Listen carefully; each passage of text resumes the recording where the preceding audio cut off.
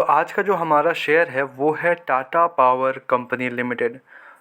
सबको पता है टाटा की कंपनी है, ठीक है। तो सबको तो एक एक चीज़ तो है, वो है विश्वास।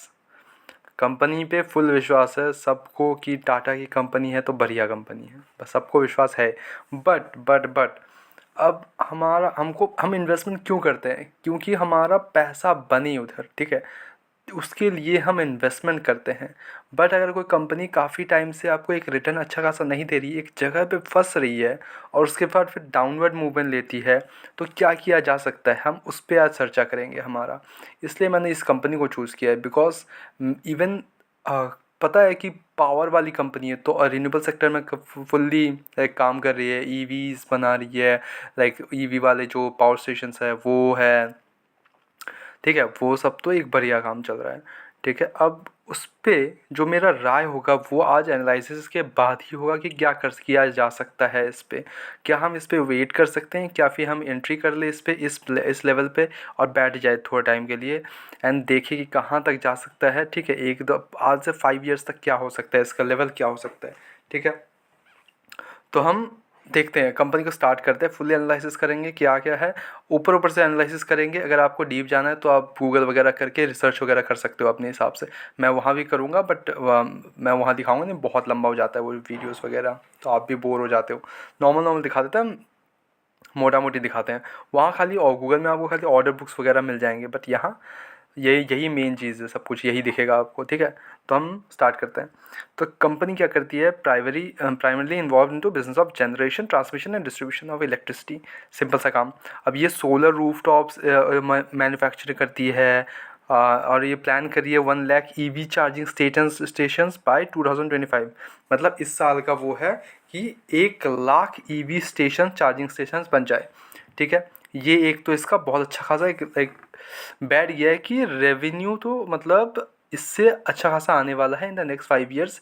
काफ़ी एक अच्छा खासा ईवी से जो बेनिफिट होता है ना, वो यहाँ पे मिलेगा ईवी इसको, ठीक है। ये मिलने के चांसेस बहुत ज़्यादा है। अब और ये company India largest vertically integrated power company है, ठीक है। अब ये तो सारा काम करती है, जनरेशन भी करती है, ट्रांसमिशन भी करती है और डिस्ट्रीब्यूशन भी करती है। एक तो ये बेनिफिट हो गया, ठीक है, इसमें एक पॉइंट हो गया आपका।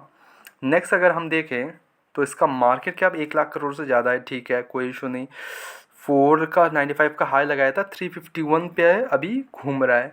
मतलब ये 400 का लेवल अभी क्रॉस नहीं कर पा रहा, ये यहीं पे घूम रहा था। और उसके पहले जब मैं पिछली बार जब मैंने देखा था इसको, 400 से 430 450 तक वही लेवल पे घूमने जा रहा था। वो वहीं पे गिरता, फिर ऊपर चढ़ता, फिर गिरता, वही चल रहा था उसका। अब ये इस लेवल पे चल रहा है, ठीक है। ये बहुत टाइम से चल रहा है, ठीक है, बहुत टाइम से इसी लेवल पे चल रहा है। बट अगर हम इसका स्टॉक का पी देखो, इंडस्ट्री पी देखें, तो ओवर वैल्यूड ना ही अंडर वैल्यूड, ना ही ओवर वैल्यूड, फेयरली वैल्यूड बोल सकते हैं, बिकॉज स्टॉक का P is equals to industry P चल रहा है अभी। फेस वैल्यू 1 है। डिविडेंड देता है कंपनी, अच्छे खासी डिविडेंड देती है। पीजी रेशियो भी 0.1 से कम है। एक जो कंसर्निंग फैक्टर मेरे को इस कंपनी में लगता है वो है डेप्ट। इसका डेप्ट 1.73 है, 1 से ज़्यादा है। हालांकि मैं 0.5 से ज़्यादा कुछ ज़्यादा डेप्ट मेरे को पसंद नहीं आते, बिकॉज फिर वो ग्रोथ पे फोकस नहीं कर पाती। बट इस पर एक अलग सा व्यू लेना पड़ेगा, बिकॉज हम भी जानते हैं कि टाटा की कंपनी है, तो टाटा है भाई, वो सबको पता है कि टाटा है, ठीक है। वो एक अच्छा खासा बेनिफिट तो मिल ही जाता है सबको, मतलब विश्वास हो जाता है कि टाटा की कंपनी है तो अच्छा तो करने वाली है इन द नेक्स्ट 5 ईयर्स, ठीक है। वो विश्वास तो है ही। दूसरी कंपनी में ऐसा लगेगा कि ओके, विश्वास थोड़ा डगमगा सकता है, बट इसमें आप बैठ ले सकते हो अच्छा खासा एक तो मेरा ये मार्जिन हो गया, ठीक है। पेट्रोल स्कोर भी 7 है, फाइन, ठीक है।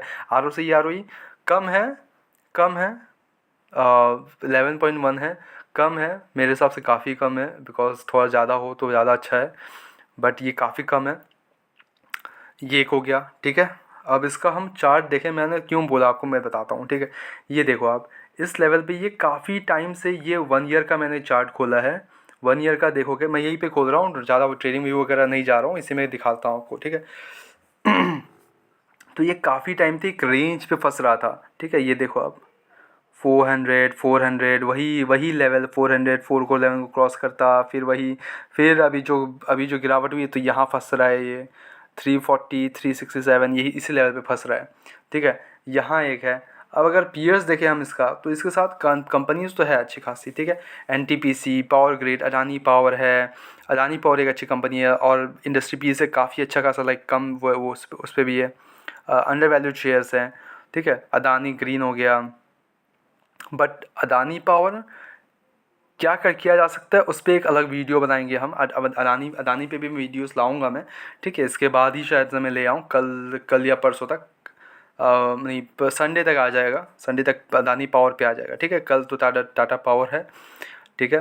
तो एनटीपीसी हो गया, पावर ग्रिड कॉरपोरेशन हो गया, तो ये सारे पावर वाली कंपनी है जो पावर डिस्ट्रीब्यूशन करती है, काम करती है। बट टाटा पावर पे ये तीनों चीज़ का एक बेनिफिट है कि ये जनरेट भी करती है, ट्रांसमिशन भी करती है और डिस्ट्रीब्यूशन भी इसी का है, तो तीनों चीज़ पे इसी का कंट्रोल है, ठीक है। अब हम क्वार्टर रिजल्ट चेक करते हैं। क्वार्टर रिजल्ट देखो तो क्वार्टर रिजल्ट पुअर आए थे, मतलब क्वार्टरली जो मतलब क्वार्टर टू क्वार्टर जो ग्रोथ था वो थोड़ा कमा, ठीक है। बट अगर हम ऑपरेटिंग प्रॉफिट देखें तो वो कम हो गया, ठीक है। प्रॉफिट बिफोर टैक्स देखें तो वो काफ़ी कम हो गया है, ठीक है। लेकिन हमारा जो नेट प्रॉफिट है वो इंक्रीज्ड है, देख रहे हो। क्यों इंक्रीज्ड है? बिकॉज टैक्स कम देना पड़ा, 18% टैक्स दिया, पिछले पिछले क्वार्टर में 38% टैक्स दिया था। तो जिसके कारण जो नेट प्रॉफिट है वो अच्छा हो गया और जिसके कारण ईपीएस अच्छा हो गया। हालांकि मैं ईपीएस ही मेन देखता हूँ, सेल्स वगैरह इंक्रीज़ हो और ईपीएस अच्छे हों तो वो एक अच्छा है। देखो सेल्स इंक्रीजेस है, सेल्स में थोड़ा सा कम हुआ है, ओके सेल्स में कम हुआ है, ठीक है। ये याद रखें, सेल्स में अभी थोड़ा कम हुआ है बट अच्छा है, वैसा नहीं है एक दो क्वार्टर ऐसा वैसा चलता है, इट्स फाइन, कोई इशू नहीं है। बिकॉज ठंडे के महीने में थोड़ा सेल्स कम होता है बट गर्मियों के टाइम में ज़्यादा। अब अगर देखोगे तो 2024 का भी अगर आप देखोगे तो जून क्वार्टर में ज़्यादा होता है हमेशा।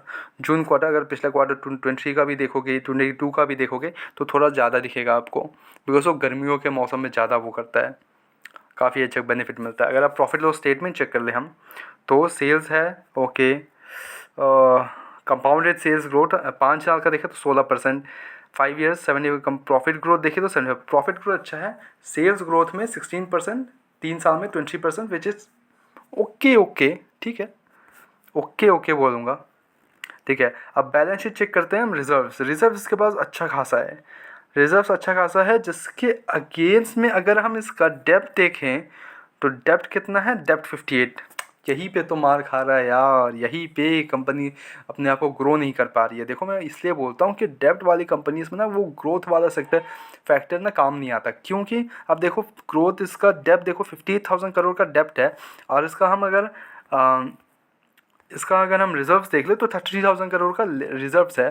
तो डेप्थ रिजर्व से ज़्यादा डेप्थ ज़्यादा है, ठीक है। ये एक काफ़ी एक कंसर्निंग फैक्टर इस कंपनी में, जो मैं बोलूँगा अगर अगर टाटा वाली कंपनी नहीं होती तो अभी तक तो चल गया होता, ये अभी तक तो ख़त्म ही हो गया होता, ऐसा हालत होता, ठीक है। तो ये एक हो गया। इन्वेस्टर्स देख लेते हैं, एफ का भरोसा देख लेते हैं। देखो प्रमोटर्स ने अपना स्टेक सेम ही रखा है, कोई इशू नहीं है। एफ ने अपना स्टेक इंक्रीज़ किया है, ओके। एफ ने अपना स्टेक इंक्रीज़ किया, जनवरी क्वार्टर में देखना पड़ेगा कि क्या किया है। डी ने अपना माल बेचा है, ठीक है। अब देखो डी ने अपना माल बेचा है। डी हालांकि जहाँ डी है हमारे मार्केट को अभी बचा के रखे हूँ, वहाँ डी ने माल बेचा है। तो अभी जनवरी क्वार्टर देखना पड़ेगा कि क्या क्या है इसका। तो मैं अगर मेरे से पूछोगे तो अभी के टाइम पे I will wait and watch this company. मेरे पास मैं अभी भी वेट कर रहा हूँ, ठीक है। मैं अभी भी वेट ही कर रहा हूँ इस कंपनी में, कोई ऐसा अभी इन्वेस्टमेंट का अपना मेरे को प्लान है नहीं, ठीक है। पावर वाली कंपनी मेरे पास ऑलरेडी एक दो है शायद से, या आई डोंट नो, वो याद भी नहीं है अभी, तो मेरे को देखना पड़ेगा।